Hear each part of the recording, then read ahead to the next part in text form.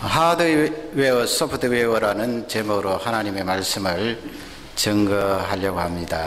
그 1절 말씀에 나와 있는 대로 지금 이스라엘 백성들이 그 엘림이라고 지난 시간에 살펴보지 않았습니까? 종려나무가 70그루 있었고, 또 이스라엘 백성들을 위하여 하나님께서 12개의 우물을 준비해 놓으신 그 엘림, 이 엘림과 지도를 한번 보시면 그 삼각형 아래쪽에 보면은 시내산이라고 그렇게 노란 걸로 조그만하게 되어 있는데 보이실런지 모르겠습니다. 그 엘림하고 시내산 사이에 광야가 있습니다. 그 광야가 바로 신광야인데, 이스라엘 백성들이 그 신광야에 지금 머물고 있는 내용이 출애굽기 16장이에요. 신광야에 대한 그림을 한 3개 정도 보고 말씀을 생각하도록 하겠습니다. 이 신광야는 지난 시간에 우리가 살펴본 수르광야 3일 이렇게 이스라엘 백성들이 걸어서 마라에 도착하지 않았어요? 그 수르광야보다도 더 황무지예요. 지금 그림 보시면은 뭐 옛날 그림은 기억이 안 나시겠지만은 상당히 황무지다 하는 것을 알 수가 있고요. 두 번째 그림은, 그렇지만은 이 성경에 나오는 광야는 풀도 조금 있고 나무도 조금 있습니다. 많지는 않지만은 두 번째 그림을 보시면 산에 이렇게 나무가 좀 있고, 또 땅바닥에는 풀들이 자라고 있는 것을 알 수가 있는데, 사람들은 살지 않았고요. 또 농사도 하지 않은 지역이 되겠습니다. 세 번째 그림은 이 신광야가 이 옛날에 강물이 흘렀다 하는 그런 흔적을 볼 수가 있는데, 이 신광야는 시내산, 삼각형 꼭지점에 있는 시내산, 여러분 시내산 잘 알지 않습니까? 모세가 거기에 올라가서 나중에 하겠습니다마는 율법을 받은 시내산하고 엘림 그 사이에 있는 광야가 바로 신광야가 되어 있습니다.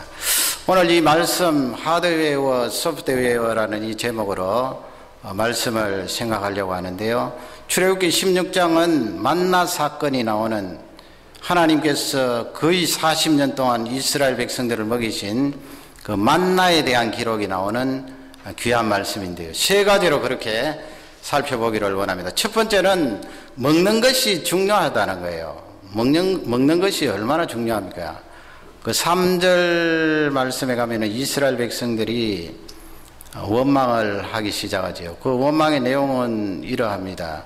우리가 이집트 땅에 살 때 고기 가마 곁에 앉아서 있었던 그때를 그리워하는 거예요.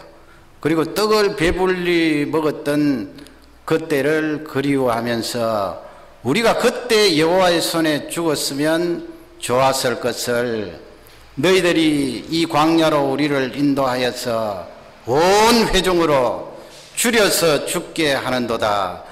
그렇게 이제 이스라엘 백성들이 원망을 하고 있는데, 그 3절 말씀을 보면 우리 사람은 뭐 다 똑같지요. 먹을 것 없고 배고프면 이렇게 원망이 나가게 되어 있는데, 이스라엘 백성들이 지금 좀 심한 거예요.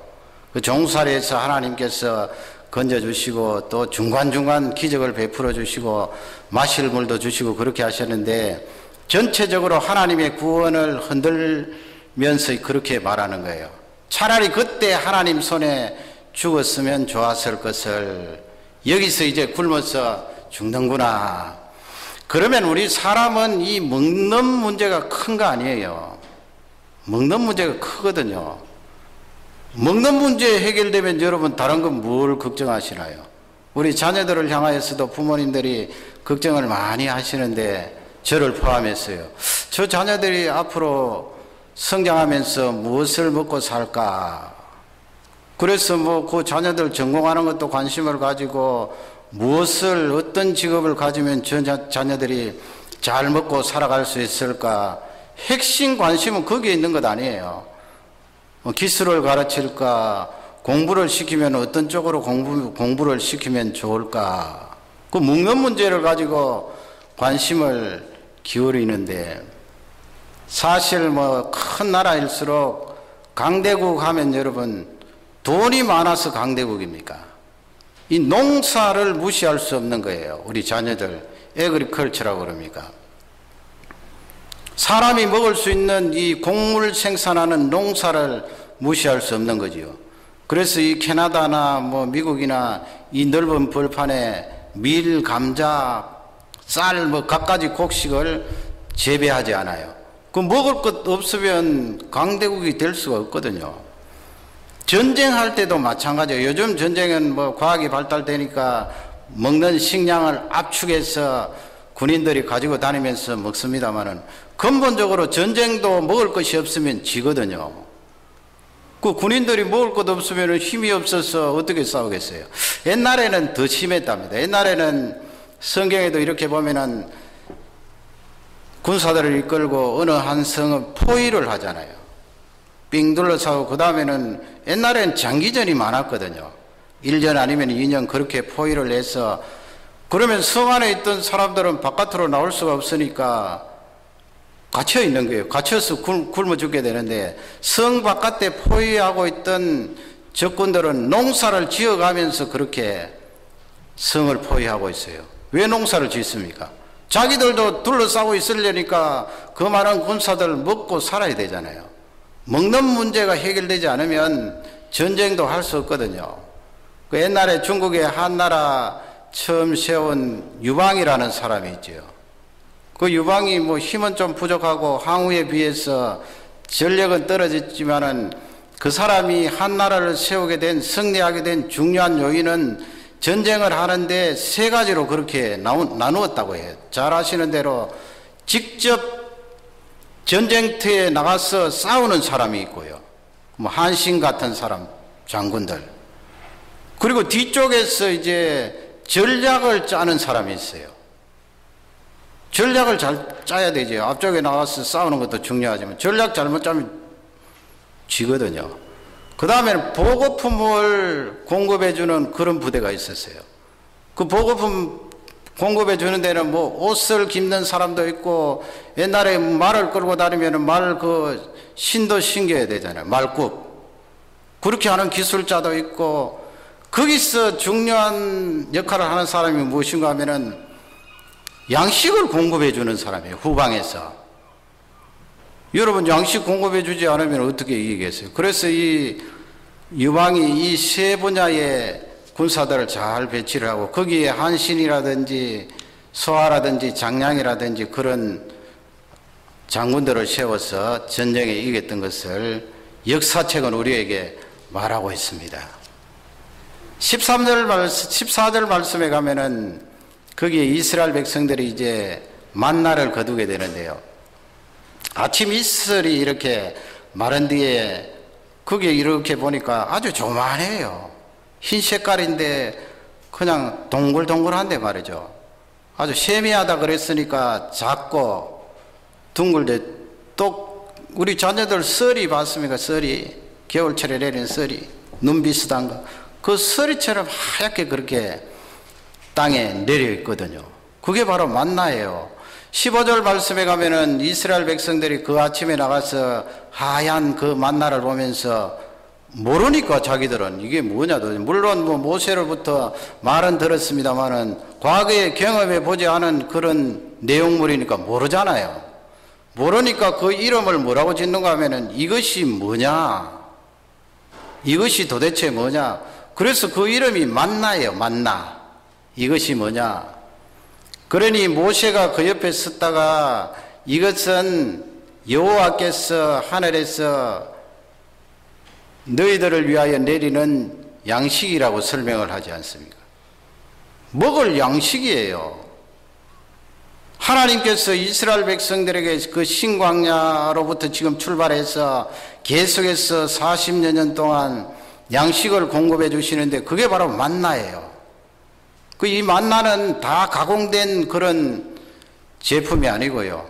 이스라엘 백성들이 그것을 아침에 거두어서 요리를 하는 거예요. 볶아 먹기도 하고 튀겨 먹기도 하고 떡을 해 먹기도 하고 그렇게 요리를 하는데 여러분 이 내용은 이스라엘 백성들이 40년 동안 하나님께로부터 받은 그 만나가 특별 적용해야 됩니까?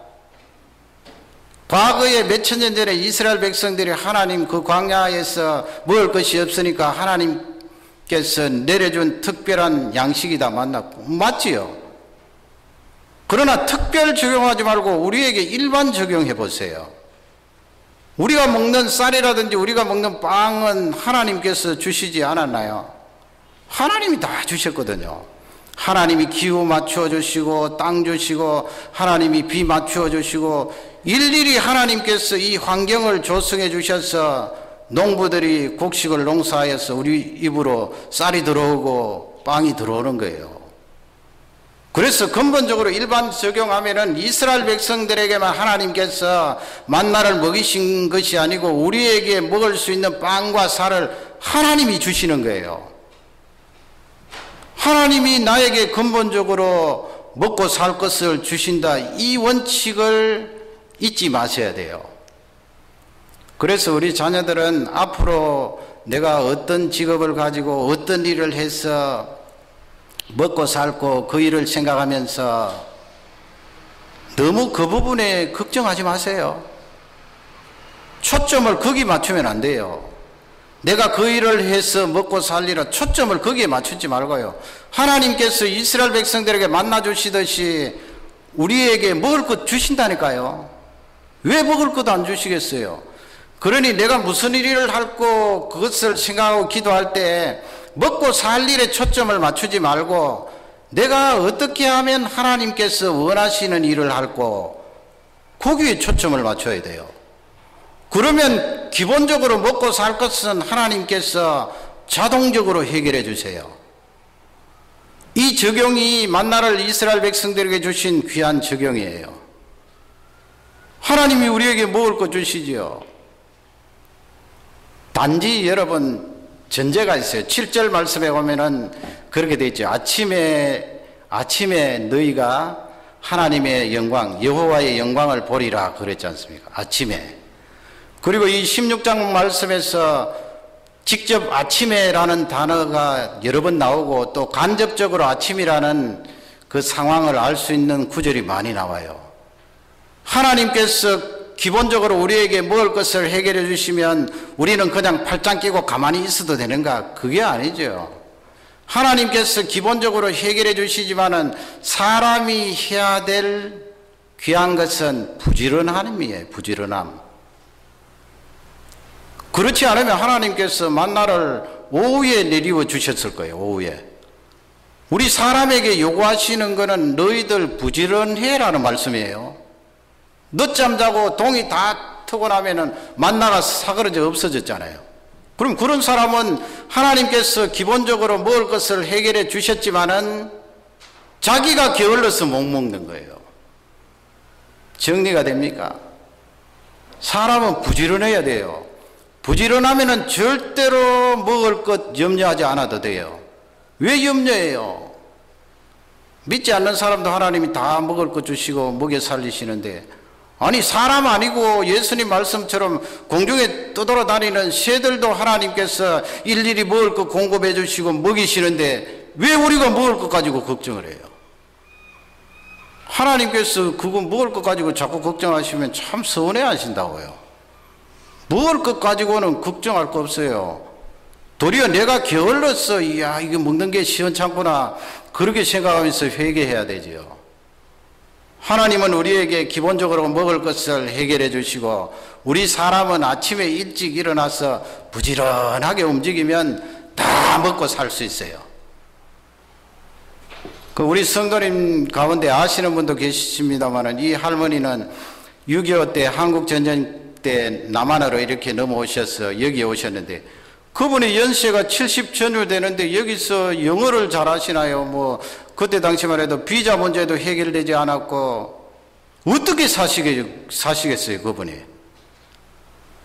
그러나 그분이 가지고 있는 강점이 무엇인가 하면은 북한분이라서 그런지 부지런하세요. 얼마나 부지런한지 잠시도 가만히 계시지 않아요. 그러니 그분은 영어 한마디 못하고 기술 없어도 다 먹고 샀어요.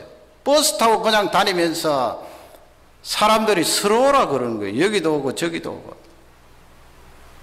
잘 사시는 거 보셨잖아요. 그러니 여러분 이미 나서 하나님 앞에 나 못 먹고 삽니다. 그런 이야기 할 필요 없어요. 하나님께서 먹을 것 해결 안 해주시고 이것이 보내주시겠어요. 도리어 내가 부지런하지 못했구나 그 부분을 탓하면서 하나님 이스라엘 백성들을 만나 먹이시듯이 나를 다 먹여주실 것입니다. 우리 처녀총각들 여러분 결혼해서 자식들 놓고 하면 주 자녀들 어떻게 먹여 살리고 자식들 먹여 살릴 걱정을 해서 자식들 더 적게 놓고 그러면 안 돼요. 하나님께서 나놓으면 다 먹을 것 주세요. 그 하나님을 찬양하고 기뻐 노래하시기를 주님의 이름으로 축원합니다. 두 번째 주시는 메시지는 욕심 부리지 말라는 거예요. 먹는 것 놓고 욕심 부리지 말라는 말씀이지요. 그 먹는다는 말씀은 실제 내 앞에 음식이 있는데 그 욕심을 과도하게 위장 속으로 넣지 말라는 거예요. 그러면 하나님께서 만들어 놓으신 이 규칙적으로 돌아가는 우리의 육신이 망가지잖아요. 뭐 스트레스를 받든 아니면 배가 너무 고프든 하여튼 좀 조심하라는 거예요. 여러분 내 위장 속에 자꾸 과도하게 그렇게 먹으면서 하나님께서 나와 함께 하시고 하나님께서 나를 지켜주시는데 내 건강 괜찮아. 그건 맞지 않는 말씀이에요. 그건 내가 지켜야 되는 내 건강은 내가요. 음식이 아무리 맛있고 아무리 배가 고파도 내 몸을 생각해서 적당히 먹어야 되거든요. 우리가 그게 잘 되지 않잖아요. 그 다음에 이 욕심 부리지 마라 이 말씀은 그 음식 양식을 자꾸 사재지 말라는 거예요. 하나님께서 밀 주시고 쌀 주시고 할 때 그게 뭐 수십 년 갑니까 여러분? 그 조미 썰고 벌레가 썰고 자꾸 그렇잖아요. 그 양식이라는 것이. 그 매년 농사에서 지어 먹는 건데 우리 사람은 자꾸 재려고 그러거든요. 비축을 하려고 그러거든요. 그런 욕심을 부리지 말라는 말씀이에요. 우리 어린이들 보면은 음식에 대해서 욕심이 좀 있지요. 그런 거 보면은 우리 사람에게 음식을 탐하는 욕심이 있구나. 또 먹을 것이 있으면 자꾸 숨기려고 하는 그런 욕심이 있구나. 그걸 뭐 비난하고 죄악이다 나쁘다 할 수도 없는데 우리 노인들 보면 노인들도 그렇잖아요. 아무래도 이 젊은 시기보다 통제력이 좀 떨어지니까 음식을 자꾸 챙기려고 그러잖아요. 그걸 여러분 우리가 자꾸 비난할 수는 없어요. 우리도 나이 많아지면 그럴지 모르거든요. 그건 그분들이 나이가 많아지니까 통제력은 떨어지고 원래 가지고 있었던 음식에 대한 욕심이 잔존해 있는데 자꾸 늘어난 거지요. 그 단면을 보여주는 거거든요. 성경 말씀은 우리 사람 속에 그렇게 양식이나 음식에 대해서 욕심을 부리는 것이 있는데 그것을 좀 잘 절제해야 된다는 말씀을 우리에게 잘 알려주고 있어요. 그 말씀이 어디 있는가 하면 18절, 19절, 20절에 있거든요. 18절 말씀, 19절 말씀에 가면 18절 말씀에 이스라엘 백성들이 이제 거둘 거 아니에요. 아침에 가서. 이렇게 그게 오멜이라고 나와 있는데 옛날에 우리 어른들은 뭐 말이라고 생각하면 됩니다. 돼, 말. 큰, 대보다는 큰 말. 한 20리터 이상 가는 그런 그릇이에요. 그런 그릇에다가 이제 아침에 가서 그 만나를 거두어서 담을 것 아니에요. 담으면 여러분 뭐 똑같이 담습니까? 사람들이 그 생각하겠다. 야, 이거 과연 내일도 내릴까? 모레도 내릴까? 그런 염려 때문에 어떤 사람은 많이 거두는 거예요. 철철 넘치도록. 또 어떤 사람은 좀 적게 거두는 거예요. 그런 18절 말씀에 가면 그거 어떻게 되어 있습니까? 많이 거둔 사람도 남음이 없어요. 신기하지요? 적게 거둔 사람은 모자라야 될 텐데 이 식구들이 먹을 때 적게 거둔 사람도 모자람이 없고 많이 거둔 사람도 남음이 없어요. 그게 하나님께서 우리에게 주신 양식에 대한 성경적 입장이에요. 그렇지 않습니까? 우리가 주기도문을 할 때 Give us this day our daily bread 그랬습니다. 날마다 일용할 양식을 주십시오. 하나님 앞에 그렇게 기도하는 것 아니에요. 날마다예요. 그래서 19절 말씀에 가면은 모세가 이제 너희들 그 만나를 거두었는데 내일 아침까지, 그러니까 내일 아침까지 남겨두지 마라 그랬어요. 남겨두면 안 되는 거예요.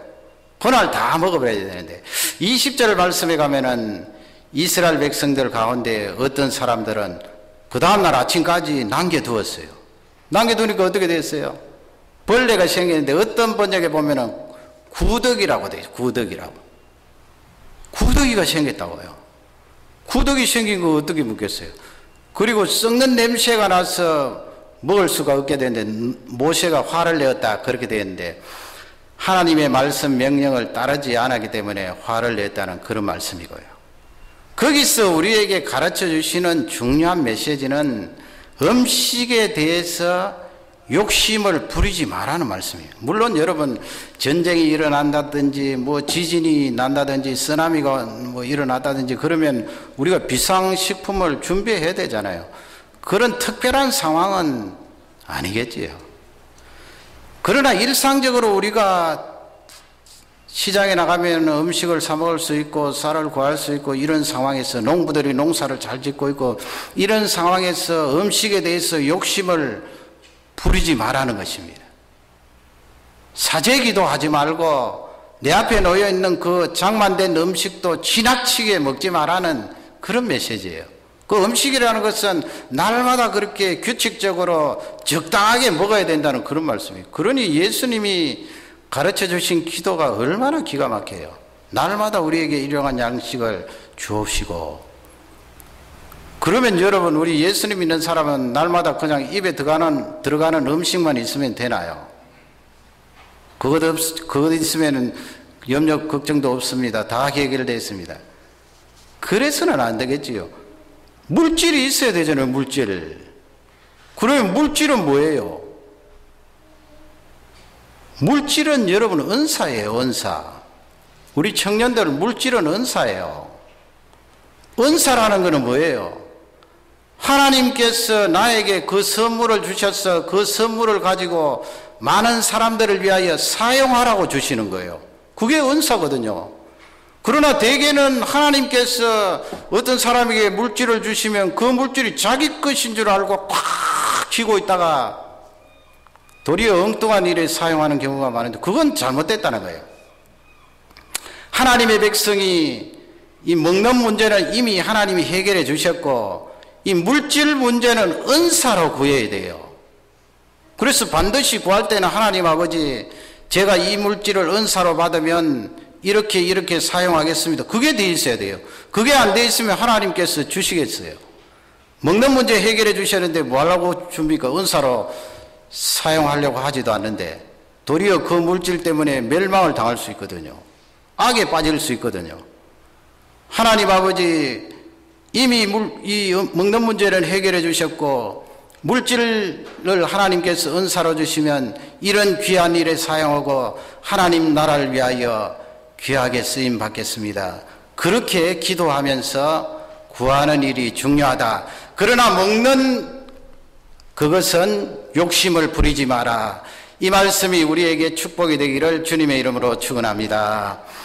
마지막 세 번째는 우리 영혼도 만나를 먹어야 된다는 거예요. 이 출애굽기 16장이 그것을 다른 성경과 연관해서 가르쳐주고 있는 거예요. 우리 영혼도 만나를 먹어야 됩니다. 요즘 뭐 정보통신이라고 그럽니까? 뭐 컴퓨터를 포함해서 통신 쪽에 모바일 폰 같은 거 다 들어가잖아요. 이 정보통신이 너무나 빠르게 변하니까 아마 그 개발하고 만들어내는 기업들도 굉장히 피곤하고 힘든 일이에요. 그거 다 사람들이 만들어내는데 얼마나 힘들겠어요. 이 회사가 만들어내면 저 회사는 죽어야 되고 따라갈 수도 없는데 말이죠. 참 힘들겠다 하는 그런 생각을 해봤는데, 여러분, 우리가 사용하고 있는 그 셀폰 같은 경우는 원래는 기계만 생각했다고요. 기계. 뭐 삼성전자 같은 데서 셀폰을 만들어내면 그 셀폰을 가지고 그 기계가 가지고 있는 기능을 가지고 우리가 상대방과 전화 통화를 하고 그렇게 생각했는데, 불과 몇 년 전에 그게 집안에 있던 컴퓨터처럼 셀폰이 컴퓨터 역할을 하게 된 거예요. 그게 스마트폰 아닙니까? 스마트폰이 나왔는데 옛날 셀폰은 기계만 있으면은 뭐 통신회사하고 연결해서 다 그렇게 사용할 수 있는데 이 스마트폰이 나오고 나서 이 소프트웨어 쪽에 큰 일이 요즘 발생했잖아요. 원래 우리 한국은 소프트웨어가 약한 나라예요. 물론 뭐 게임 같은 데는 그래도 인재들이 거기 들어가서 어느 정도 만들어내고 합니다만 소프트웨어 쪽에 약해요. 미국이 절대적으로 강하지요. 그러나 이 스마트폰이라는 것은 기계 하드웨어 그것만 가지고 이 셀폰을 사용하는 것이 아니고 소프트가 있어야 되거든요. 왜냐하면은 이 셀폰 안에 프로그램을 돌려야 되니까 운영 체계가 있어야 되잖아요. 오퍼레이팅 시스템이라고 그럽니까? OS.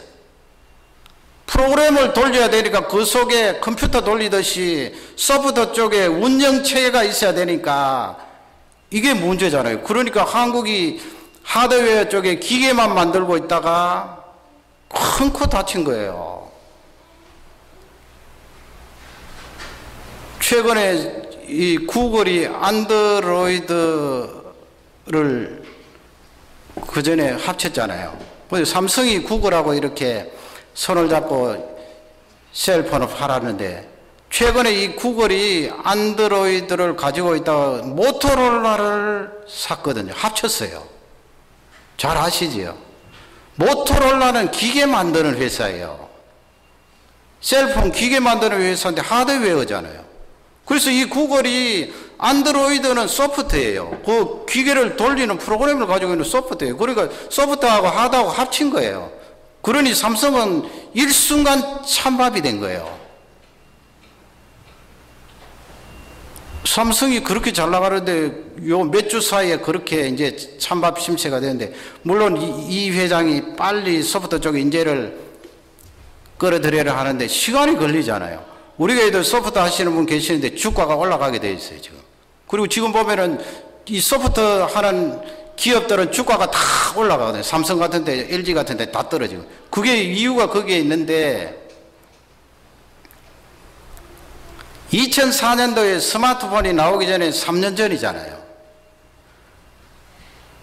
거기 베스트셀러 책 가운데 인더팩스라는 그런 책이 있는데 그 책은 구글에 대한 이야기거든요. 구글이 안드로이드를 잡으면서 삼성에 대한 이야기를 하는데 그 이야기 내용이 무엇인가 하면은 이 안드로이드의 아버지 앤디 루빈이라는 사람이 2004년도에 이 삼성을 찾아왔어요. 한국에 있는 삼성. 찾아와서 안드로이드를 사라 그랬어요. 그때 삼성 본부장이 프레젠테이션을 보고 나서 껄껄껄 웃으면서 당신네들 안드로이드는 8명 사원을 가지고 회사를 운영하지만 우리는 그 분야에 2,000명 되는 사원들이 지금 연구하고 있어 하면서 잘랐거든요. 저는 참 납득이 안 돼요. 옛날에 이병철 회장 같았으면 그렇게 하지 않았을 거예요. 그 이병철 회장 옛날에 그 소프트뱅크라고 우리 손정희 사장 있잖아요. 제일교포. 그 사람 스탠포드 다닐 때 그때 벌써 손을 내밀고 사람을 알아봤는데 어떻게 제 발로 굴러 들어온 귀한 걸 놓쳤어요. 그래서 이 안드로이드가 막 헤매고 다니다가 2005년도에 구글에 넘어갔다고요. 5천만 달러에. 이 구글이 나중에 유튜브라고 있잖아요, 여러분. 유튜브를 얼마에 샀는가 하면은 16억 5천만 불에 샀어요.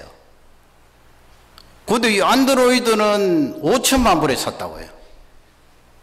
여러분, 만약 그때 삼성이 안드로이드를 샀으면 지금 완전히 이 휴대폰의 시장이 달라졌거든요. 지금 삼성이 굉장한 위기잖아요. 그러면 제가 여기서 긴 설명을 했는데 오늘 말씀과 연관해서 적용할 내용은 삼성이 소프트 쪽을 무시한 건 아니겠죠. 왜 무시했겠어요? 소홀히 했다는 말이에요. 그러면 왜 소홀히 했는가? 사람들이 그렇게 의견을 내놨더라고요. 두 가지 정도로 정리하면은 한국에 있는 소프트 인재들이 대우를 못 받았다는 거예요. 기술도 좋고, 그런데 대우만 대기업에서 잘해줬으면 거기에 머물러 있었을 텐데 게임하는 업체로 많이 빼앗기고 대우를 못 받아요. 두 번째는 복사판이 해적판이 돌아다니니까 수입이 없다는 거예요. 뭐 그렇게 힘들게 만들어 놓으면 사람들이 다 그냥 복사해 갔으니까 어떻게 하겠어요? 그 두 가지를 말하는데 저는 한 가지 더 추가하고 싶어요. 거기서 제가 한국 사람이니까 그게 무엇인가 하면 외형을 중시하는 우리 그 모습을 중시하잖아요. 하드웨어를 중요시하잖아요. 그게 강점도 있지만 약점이에요. 여러분 외모 중요시 안 해요? 우리 처녀총각들 외모 중시 안 해요? 키 안 따져요? 여러분 가운데 마음속에 있는 믿음을 그렇게 중요시합니까? 그 사람이 가지고 있는 외모가 어떠하든 고요한 아름다움, 인격을 중요시해요? 중요시하겠지요. 그러나 우리 한국 사람은 특히 바깥의 하드웨어를 중요시해요. 바깥의 구조를 중요시해요. 거기서 온 영향이 있다고 봅니다. 그러니 소프트는 속에 들어가는 거 아니에요. 물론 그 프로그램 자체는 어떤 구조를 가지고 있습니다만은 속에 들어가는 거 아니에요. 눈에 보이지 않아요. 속에 들어가죠. 그러면 오늘 그 내용이 이 말씀과 어떤 연관이 있습니까? 여러분 하나님께서 우리에게 만나를 주셨어요. 해결해 주셨거든요. 먹을 거. 그 해결해 주신 것은 우리 하드웨어 이 몸을 위해서 주신 것 아니에요. 해결해 주신 것. 그러면 여러분 우리가 몸에 먹을 것만 있으면 다 해결됩니까? 해결 안 되거든요. 수입이 정상적으로 들어오고 자녀들 건강하고 가정에 부족함이 없을지라도 날마다 먹을 것이 풍족할지라도 평안이 없을 수 있어요. 해결 안 된 어려움이 여전히 잔존해 있을 수 있어요. 그거 왜 그렇습니까? 개개인이 있는 소프트 때문에 그래요. 이 비유가 정확하게 맞아떨어지지는 않아요. 왜냐하면은 하드 쪽은 우리 몸이잖아요. 소프트 쪽은 우리 영혼이라고 제가 지금 설명을 하는데 그 소프트 사람이 만드는 소프트웨어는 변질되잖아요. 변화되잖아요. 하루도 수십 번. 그러나 우리 영혼은 변화가 되지 않지요. 영원히 존재합니다. 멸망하지 않습니다. 우리 영혼은 변화되지 않아요. 그러나 중요한 공통점은 속에 있다는 거예요. 눈에 보이지 않지만 분명히 존재하고 있다는 거예요. 여러분 내가 하드웨어만 있습니까? 이 몸뚱어리만 있습니까? 이 몸뚱어리만 건강하면 됩니까? 아니거든요. 이 몸을 돌리고 몸을 주장하는 소프트가 있다니까요. 그게 바로 영혼이에요. 하나님이 우리 속에 창조하셔서 집어넣으셨어요. 그 소프트 영혼을 소홀히 생각하지 않았나. 우리는 이렇게 더운 일기에도 주일날 나오셔서 예배를 드리고 얼마나 귀해요. 참 고맙고 감사한 일이에요. 여기 사람들은 그렇게 잘 안 하거든요. 그러나 한 번 더 달리는 말에 우리가 초달을 하는 거예요. 내가 이 하드 쪽하고 내 존재 자체의 소프트 영혼 쪽에 어느 곳에 더 치중을 하는가? 혹시나 이 영혼 쪽에 소프트 쪽에 내가 소홀하게 생각하지는 않는가? 이 만나는 그런 의미에서 우리에게 주시는 메시지가 커요. 4절 말씀에 가면은 하나님께서 모세에게 그런 말씀을 해요. 내가 양식을 하늘에서 비같이 내리겠다 그랬습니다. 비같이 내리겠다. I will rain bread from heaven 그랬습니다. 하늘에서 비같이 내리겠다 그랬어요. 하나님께서 하늘에서 나리는 귀한 양식, 그러면 이스라엘 백성들이 40년 동안 먹고 살라고 준 양식이다, 그 1차적인 의미만 있는 거 아니겠지요. 그걸 예수님께서 요한복음 6장 말씀에서 하늘에서 설명을 하시면서 6장 31절에 보면은 유대인들이 그런 말을 해요. 예수님 앞에, 예수님, 우리 조상들도 광야에서 만나를 먹었습니다. 그럴 때 32절 말씀에 가면 예수님께서 그 말씀을 받아서 하늘에서 내린 떡은 모세가 준 것이 아니라 그랬어요. 모세가 줬습니까? 거기서 하늘에서 그런 말씀을 써요. 하늘에서 내린 참떡을 너희에게 준다, 그렇게 말씀했어요. 구약시대 만나나 예수님 당시에 하늘에서 내리는 참떡이나 다 하늘에서 내렸어요. 하나님 아버지께서 주셨어요.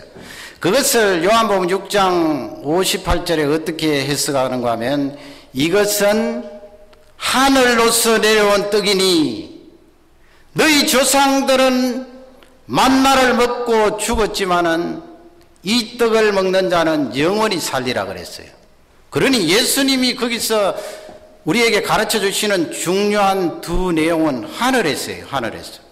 만나나 참떡이나 하늘에서요. 거기 참떡은 예수님이거든요.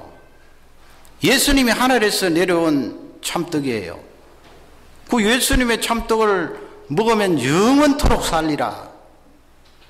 그러니 예수님이 그 하신 말씀은 너희들 육신 하드웨어를 위해서 먹는 양식만 있어서는 안 된다는 말씀이에요. 육신의 양식만 있어서는 안 된다는 거예요. 소프트웨어 쪽에 영혼을 위하여 먹는 양식이 있어야 되는데 그 참떡이 바로 나다는 것을 강조하고 있어요. 여러분, 나는 내 영혼을 소홀하게 여긴 적은 없나요? 육신은 이미 해결해 주셨어요. 뭘 걱정합니까? 문제는 영혼이에요. 이 영혼이 만나를 먹어야 돼요. 그래서 모세는 신명기 8장 3절에 구체적으로 그렇게 만나에 대해서 해석을 하는데, 너희를 낮추시며 너희를 줄이게 하시며 너희도 알지 못하며 너희 조상들도 알지 못하던 만나를 너희에게 먹이신 것은, 그 다음에 뭐라고 말씀합니까? 사람이 떡으로만 살 것이 아니요 그랬습니다. 사람이 떡으로만 살 것이 아니요, 그 다음에 오직 하나님의 입에서 나오는 말씀으로 살 것이니라 그랬습니다. 그러니 모세의 해석은 만나를 가지고 소프트웨어 쪽에 너희들이 날마다 먹어야 될 그 양식이 반드시 있어야 된다는 말씀입니다. 반드시 먹어야 된다는 말씀. 여러분, 이렇게 주일날 오셔서 예배 중에 내 영혼을 위하여 하나님의 말씀을 듣습니다. 먹는 거지요. 일상생활을 하시면서 하나님의 말씀을 얼마나 드시나요? 하나님의 말씀을 반드시 먹어야 돼요. 나에게 왜 우울이 들어오고 왜 불안이 들어오고, 물론 뭐 생리적으로 되게 그렇게 호르몬 분비가 골고루 분비되지 않아서 그렇게 우울해지고 불안해하는 분들도 있습니다만, 우린 다 정상이잖아요. 정상인데 갑자기 우울이 들어오고 갑자기 불안이 들어오고 두려워지고 세상 살기 싫고 이러면은, 그건 진단은 틀림없이 내 소프트 쪽에 지금 굶었다는 거예요. 하나님의 말씀을 먹지 않았다는 거예요. 다른 해석이 있을 수가 없어요. 그걸 지금 성경은 누차 강조하고 있는 거예요. 하나님의 말씀 양식 만나를 먹었느냐는 말씀이에요. 미국의 정치가인 윌리엄 제임스 브라이언이라는 사람이 그 수박에 대해서 자세히 관찰하면서 그런 글을 썼는데, 그 글 내용은 그래요. 이 수박씨 하나를 딱 들고 관찰해 봤더니 수박씨가 까맣잖아요. 그 수박씨를 땅속에 딱 심었더니 흙을 덮었어요.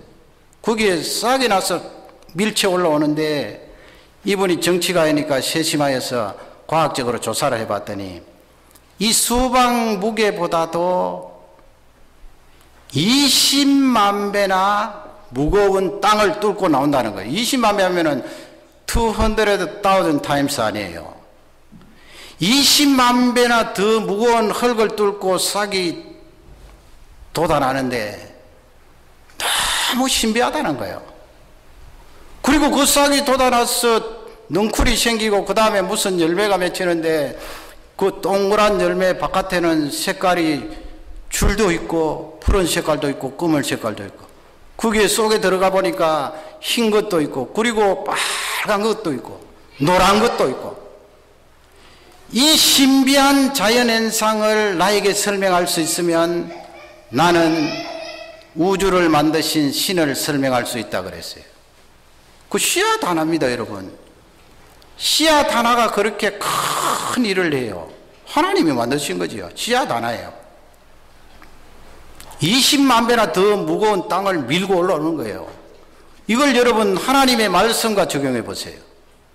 하나님의 말씀이 수박씨보다 작은 말씀이라도 내 속에 들어오면 내 영혼을 얼마나 활성화시키겠어요. 아무리 강한 힘을 가지고 단단한 땅이 되어서 우리를 짓누르는 환경이 있을지라도 하나님의 말씀은 싹이 돋아나거든요. 밀쳐내거든요. 수박씨에 비유하겠습니까? 하나님의 말씀은 살아있습니다. 하나님의 말씀은 능력이 있습니다. 하나님의 말씀은 큰 역사를 일으킵니다. 그 말씀 속에 하나님의 역사가 나타납니다. 나의 이 영혼을 위하여 하나님의 말씀이 날마다 필요합니다. 저는 이민 목회를 하면서 어느 정도 환경이 해결되어도 이 가정에 여전히 잔존해 있는 어려움을 종종 보거든요. 우리 성도님들도 그렇고 뭐 이웃의 다른 성도님들도 그렇고 가정에 평안이 없을 때가 많아요. 근본적인 이유는 하나님의 말씀을 덜 먹어서 그렇다는 거예요. 그러면 이 하나님의 말씀을 늘 흡족하게 먹고 수박씨보다도 더 강렬하게 솟아나서 가정에 행복이 있고 기쁨이 있고 감사가 철철 넘치는 그런 가정을 만들 수 있을까? 그래서 앞으로 목회는 가정 예배를 많이 강조할 거예요. 가정 예배예요. 이 공예배에 주일 예배, 수요일 예배, 금요 기도에 이렇게 참여해서 힘을 얻고 그 다음에 여러분 가정에 돌아가서 가정 예배를 드려야 돼요. 하루에 반 시간이라도. 그렇지 않고는 우리 자녀들 말씀에 부딪히게 할 수 있는 방법이 없거든요. 그러면 우리 가장들이 일어나야 돼요.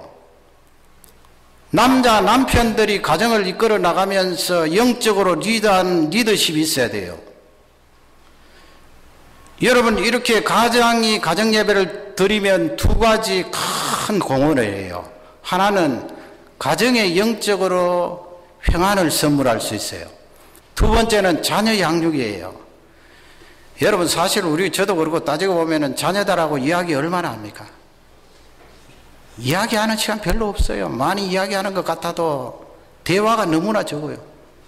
그러니 이 가정 예배라는 이런 귀한 예배를 통하여 자녀들하고 이야기하는 거예요. 제가 그래서 순서를 한번 생각해 봤어요. 찬송가 하나 들어가야 되고 그 다음에는 뭐 우리 가장된 남편들이 성경을 잘 알아야 되는 거 아니에요. 제가 날마다 이 주일날 설교하듯이 주일마다 설교하듯이 성경 한 장 읽고 성경 한 장 내용을 가지고 나누는 거예요. 쉽게 나누는 거예요. 우리 자녀들 어렵게 하면 싫어하잖아요. 성경 한 장 읽고 성경 말씀을 가지고 나누는데 하루 있었던 생활들을 간단하게 나누는 거예요. 그 간단하게 나누어서 되나 하는데 아니에요. 사실은 대화가 안 되었던 것은 날마다 하는 대화가 없었기 때문에 그게 누적된 거거든요. 하루에 1분이라도 간단하게 대화 나누면 그것은 큰 효과가 있어요. 더욱이 하나님의 말씀을 놓고 오늘 하루 있었던 일 그리고 앞으로 적용할 내용들 나누면 큰 효과가 있는데요. 뒷부분 5분은 가장이 그 말씀을 통하여 하나님 말씀을 전하는 거예요. 쉽잖아요, 여러분. 오늘 같은 본문이면 하나님께서 이스라엘 백성들에게 만나 주셨다. 너희들 앞으로 육신적으로 먹고 살 것 염려 안 해도 되는데 영적으로 해석 안 해도 그것 하나만 해도 크잖아요. 그리고 너희들 앞으로 직업 잡고 무슨 일을 하고 그렇게 생각할 때에 그 먹고 사는 일에 너무 초점을 맞추지 말고 하나님이 해결해 주셨으니까 하나님을 어떻게 하면 기쁘시게 하고 하나님이 나에게 원하시는 일이 뭘까 그걸 찾아봐라. 그렇게 가장이 하나님의 말씀을 전하는 거예요. 자녀들을 양육하는 것입니다. 20년, 20몇 년 그렇게 양육하면 자녀들이 허탄한 대로 갈 수가 없는 것입니다. 앞으로 가정예배 프로그램을 주장하고 강조할 것입니다. 이것이 실행되기를 저는 기도하고 끝까지 고수할 것입니다. 여러분, 하나님의 말씀이 우리 자녀들이나 우리 부모님 이 소프트 쪽에 영혼을 터치하여서 늘 건강한 하나님의 자녀가 되어 하나님 앞에 귀하게 쓰임받는 능력의 종들, 가정들이 되시기를 주님의 이름으로 축원합니다. 다 같이